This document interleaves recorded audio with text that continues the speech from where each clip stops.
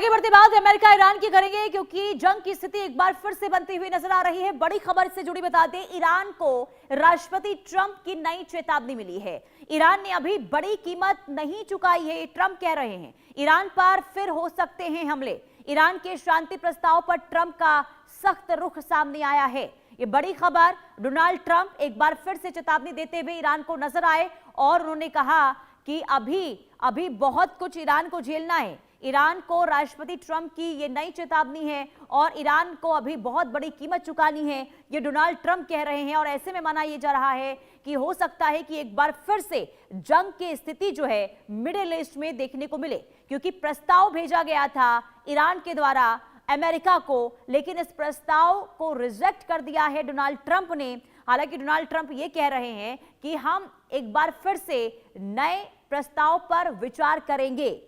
और दूसरी तरफ ईरान ये कह रहा है कि अगर कोई गलत कदम उठाया जाता है डोनाल्ड ट्रंप की द्वारा, अमेरिका के द्वारा, तो फिर ये अमेरिका के लिए अच्छा नहीं होगा। यानी कि दोनों तरफ से ही इस वक्त जुबानी जंग तेज है और दोनों ही देश एक दूसरे पर तल्ख टिप्पणी तो कर ही रहे हैं, साथ ही साथ चेतावनी और हिदायत का दौर भी लगातार जारी है। सवाल ये कि क्या सीज फायर कायम रहेगा या फिर एक बार फिर से बमबारी देखने को मिलेगी मिडिल ईस्ट में, क्योंकि ईरान को एक बार फिर से चेताते हुए नजर आया। हालांकि कोई पहली बार नहीं है जब डोनाल्ड ट्रंप ईरान को आंख दिखाते हुए नजर आ रहे हो, ईरान को डराते हुए नजर आ रहे हो। इससे पहले भी कई बार ईरान को धमका चुके हैं डोनाल्ड ट्रंप, और ऐसे में ईरान की ओर से यह प्रतिक्रिया भी सामने आई है कि अमेरिका जो कहता है वो करता नहीं है, उनकी बातों को और या फिर जो समझौते होते हैं उस पर कभी भरोसा नहीं किया जा सकता है, यह ईरान ने कहा है। और ऐसे में जब एक बार फिर से यहां पर चेताया गया है, ईरान की ओर से क्या प्रतिक्रिया सामने आती है यह देखना होगा।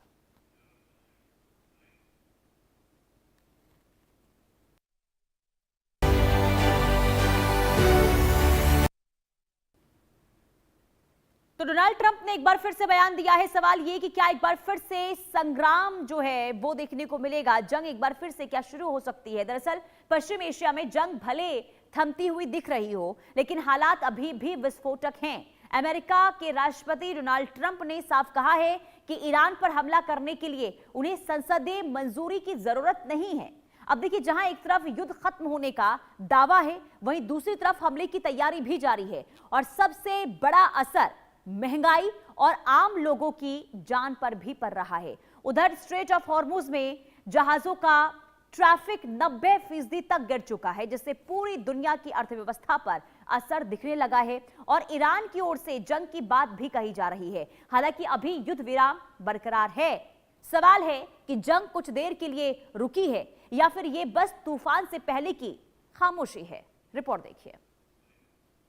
ट्रंप बोले, जंग के लिए संसद की मंजूरी नहीं जरूरी। ऊर्जा संकट से हाहाकार, होर्मुज खुलने का इंतजार। ईरान के खिलाफ संभावित हमले को लेकर ट्रंप का बयान पूरी दुनिया को चौंका रहा है।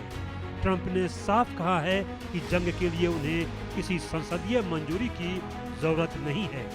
यूनाइटेड स्टेट्स सेंट्रल कमांड यानी सेंटकॉम ने ट्रंप को अगले कई विकल्पों की ब्रीफिंग दी है। सेंटकॉम की ब्रीफिंग के बाद अब अमेरिका सैन्य विकल्पों पर खुलकर विचार कर रहा है। यानी साफ है कि जंग खत्म नहीं होने वाली है, बल्कि अगला कदम तय हो रहा है। इधर व्हाइट हाउस ने संसद को आधिकारिक तौर पर बताया कि ईरान युद्ध अब खत्म हो चुका है।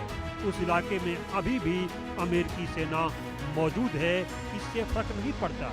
यानी साफ तौर पर दो तरह की बातें हो रही हैं। होर्मुज से वैश्विक अर्थव्यवस्था डूबी। होर्मुज दुनिया की सबसे अहम तेल सप्लाई लाइन है। गुजरने वाले जहाजों की संख्या 130 से घटकर 10 से भी कम हो चुकी है। अमेरिका की कई देशों की कंपनियों को चेतावनी, अगर उन्होंने ईरान को पैसे दिए तो लगेगी पाबंदी, चाहे चैरिटी के नाम पर ही क्यों न दिए हो पैसे। IMF के मुताबिक जंग से पहले उम्मीद थी कि इस साल वैश्विक महंगाई 4.1% से घटकर 3.8% हो जाएगी, लेकिन अब उल्टा हो गया है। महंगाई 4.4% तक पहुंचने का अनुमान है। इस जंग की सबसे बड़ी कीमत आम लोग चुका रहे हैं। ईरान के मानवाधिकार संगठनों के मुताबिक अब तक 3,600 से ज्यादा लोगों की मौत हो चुकी है, जिनमें 1,700 से ज्यादा नागरिक हैं। वहीं हजारों लोग इस जंग से घायल भी हो गए। अर्थशास्त्रियों का मानना है कि इस युद्ध की कुल लागत $1 ट्रिलियन तक पहुंच चुकी है, यानी दुनिया भर में महंगाई का दबाव है और इसका आगे भी बढ़ना तय है। ईरान के एक सीनियर अधिकारी ने पुष्टि की है कि उनके नए प्रस्ताव में पहले होर्मुज स्ट्रेट को खोलने और अमेरिकी नाकेबंदी खत्म करने की बात है, जबकि परमाणु मुद्दे पर बातचीत बाद में की जाएगी। अमेरिका की नाकेबंदी से घिरे ईरान के नए प्रस्ताव को समझिए। पहले होर्मुज खोला जाए, बाद में परमाणु मुद्दे पर बात हो, लेकिन ट्रंप ने इसे खारिज कर दिया है। इस प्रस्ताव के तहत अगर समझौता होता है तो युद्ध खत्म हो जाएगा और इजराइल और अमेरिका दोबारा हमला नहीं करने का वादा करेंगे। इसके बदले में ईरान समुद्री रास्ता खोल देगा और अमेरिका अपनी पाबंदियां हटा लेगा। ट्रंप जिनपिंग की वार्ता में होर्मुज का मुद्दा शामिल रहेगा। अब चीन के राष्ट्रपति जिनपिंग और ट्रंप की संभावित वार्ता में भी होर्मुज मुद्दा सबसे ऊपर रहने की संभावना है, क्योंकि दुनिया इसी रास्ते के ब्लॉक होने से परेशान है। चीन ने साफ कहा है कि यह वैश्विक स्थिरता का सवाल है। चीन के संयुक्त राष्ट्र में राजदूत फू कॉन्ग ने कहा है कि ईरान अमेरिका में युद्ध विराम बनाए रखना और होर्मुज स्ट्रेट को फिर से खोलना अभी सबसे जरूरी मुद्दे हैं। उन्होंने कहा कि अगर होर्मुज बंद रहता है तो यह मुद्दा शी जिनपिंग और डोनाल्ड ट्रंप के बीच होने वाली बातचीत में प्रमुख रहेगा। इधर ईरान ने इजराइल की खुफिया एजेंसी मोसाद के लिए जासूसी के आरोप में 2 लोगों को फांसी दे दी।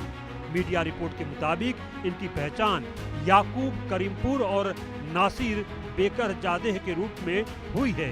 दोनों पर नतांज इलाके में अहम सरकारी और महत्वपूर्ण ठिकानों से जुड़ी जानकारी मोसाद को देने का आरोप था। इस कदम से क्षेत्र में और ज्यादा तनाव बढ़ सकता है। जंग से दोस्ती टूट रही है, दुश्मनी बढ़ रही है। पोलैंड के प्रधानमंत्री डोनाल्ड टस्क ने नेटो गठबंधन में बढ़ती टूट-फूट पर चिंता जाहिर की है। उन्होंने कहा कि ट्रांस अटलांटिक देशों यानी अमेरिका और यूरोप के लिए सबसे बड़ा खतरा बाहर से नहीं बल्कि उनके अपने गठबंधन के कमजोर होने से है। टस्क ने सभी देशों से अपील की कि इस खराब स्थिति को ठीक करने के लिए कदम उठाए जाने चाहिए। इस बीच डोनाल्ड ट्रंप ने इटली और स्पेन से नाराजगी जाहिर की है। उन्होंने कहा कि वे इन देशों से अमेरिकी सैनिकों को हटा सकते हैं। ट्रंप का कहना है कि जब अमेरिका को जरूरत थी तब ये देश साथ नहीं थे। यह संकेत है कि नेटो गठबंधन कमजोर पड़ रहा है, दोस्ती में दरार है, इसे पाटना अब आसान नहीं होगा।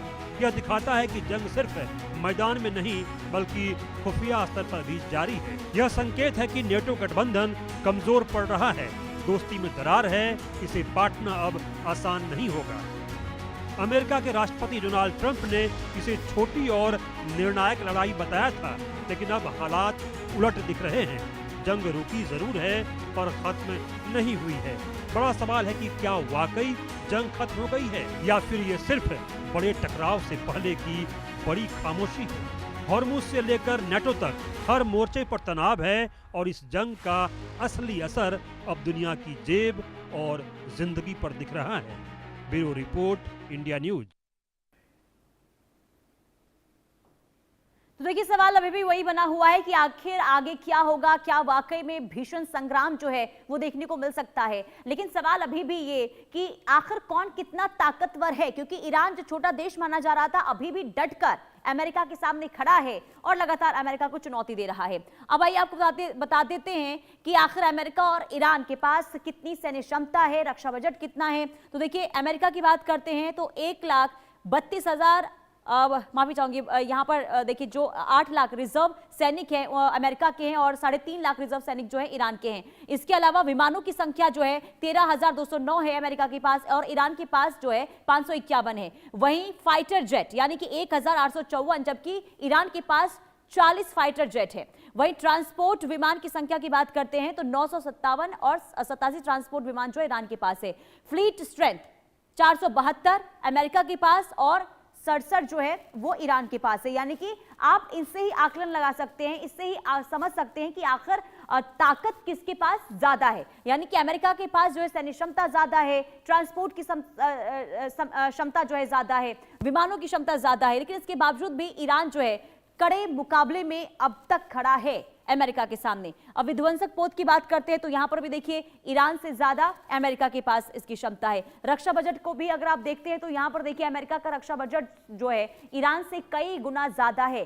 सैनिकों की बात करते हैं तो सैनिकों के मामले में भी अमेरिका मजबूत है और यही वजह मानी जाती रही है कि अमेरिका की सैन्य ताकत जो है बाकी देशों के मुकाबले सबसे ज्यादा है। और ऐसे में अगर ईरान चुनौती दे रहा है अमेरिका को तो ये ईरान के लिए बहुत बड़ी मुसीबत की वजह बन रही है। अब देखिए ईरान पर फाइनल हमले के क्या संकेत मिल रहे हैं, क्योंकि डोनाल्ड ट्रंप अमेरिका की ओर से लगातार देखिए अलग अलग तैयारी भी हो रही है। अब ईरान ने स्ट्रेट ऑफ हॉर्मुज जो है बंद रखा है और ऐसे में जिससे ग्लोबल ऑयल सप्लाई प्रभावित हो रही है। आपको बता दें कि ट्रंप इसे फिर खुलवाने के लिए लगातार ईरान पर जो है दबाव बनाने की कोशिश कर रहे हैं, दबाव लगातार बनाया जा रहा है। वही ईरान नहीं माना तो अमेरिका फिर बहुत बड़ा हमला कर सकता है। ईरान का नया पीस प्रपोजल रिजेक्ट ट्रंप ने कर दिया। ईरान ने हाल ही में डील का प्रस्ताव रखा था लेकिन इसे नामंजूर कर दिया गया है ट्रंप के द्वारा। ट्रंप इससे असंतोषजनक जो है वो है। वहीं न्यूक्लियर प्रोग्राम रोकना भी मुख्य टारगेट इस वक्त अमेरिका का है।